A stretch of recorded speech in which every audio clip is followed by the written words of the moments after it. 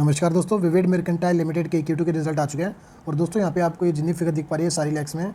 और ये यहाँ पे प्रीवियस ईयर का रिजल्ट यहाँ पे मेंशन है, प्रीवियस क्वार्टर का यहाँ पर, और इस Q2 का रिजल्ट यहाँ पे मेंशन है। तो दोस्तों अभी की बार कंपनी ने इनकम जो जनरेट की है वो है 6 करोड़ 41 लाख, और प्रीवियस ईयर में ये इनकम थी 90 लाख।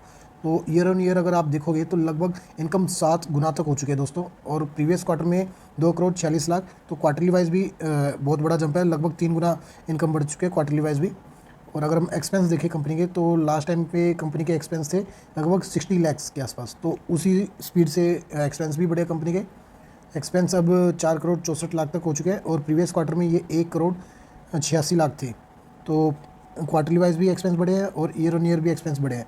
और अगर हम प्रॉफिट देखें कंपनी का, तो यहाँ पे आप देख सकते हो profit for the period last time पे कंपनी ने 22 लाख रुपए कमाए थे सिर्फ, वो बढ़ के लगभग 1.5 करोड़ तक पहुँच चुका दोस्तों।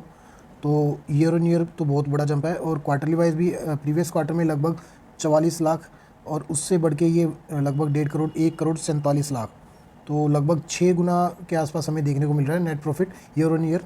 तो बहुत बड़ा जंप है। और अगर हम इसके EPS की तरफ जाएँ तो EPS जो 0.23 था लास्ट टाइम, वो बढ़ के 1.47 तक हो चुका है। और क्वार्टरली वाइज भी आप देख सकते हो एक बड़ा जंप है, 0.44 से बढ़ के 1.47।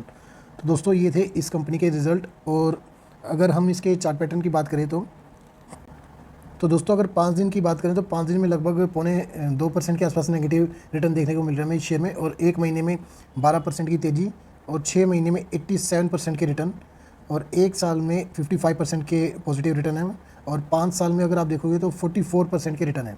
और दोस्तों इसके अगर मैक्सिमम हम देखें तो 44% ही निकल के आ रहा है अभी फ़िलहाल। 2018 से ये कंपनी हमें देखने को मिल रही है, तो 2018 से लेकर अभी तक के 44% के रिटर्न है दोस्तों इसमें।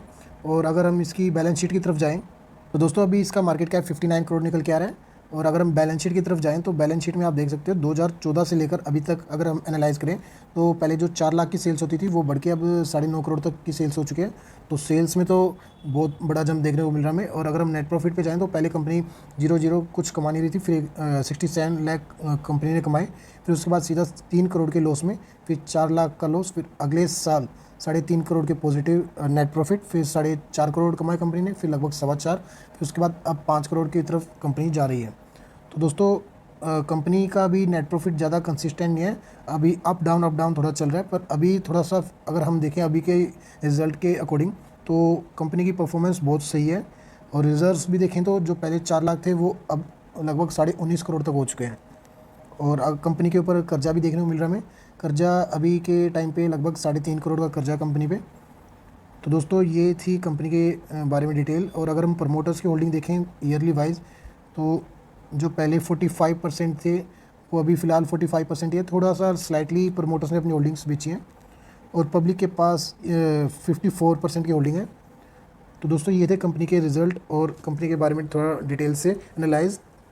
और मंडे के दिन शायद इसमें थोड़ी सी एक तेज़ी देखने को मिल सकती है हमें, तो आप अपनी स्टडी करके तभी इसमें थोड़ा बहुत कुछ अमाउंट लगाने की सोचे हुए। और दोस्तों ऐसे शेयर्स में आप हमेशा छोटी अमाउंट लगाएं, क्योंकि इनमें पैसे फंसने का चांसेस थोड़ा ज़्यादा रहता है, क्योंकि ये छोटी कंपनी है तो इनमें ऑपरेटर्स थोड़े एक्टिव रहते हैं। और दोस्तों ऐसी कंपनी के फाइनेंशियल रिजल्ट्स और अपडेट्स के लिए आप इस चैनल को सब्सक्राइब कर सकते हैं।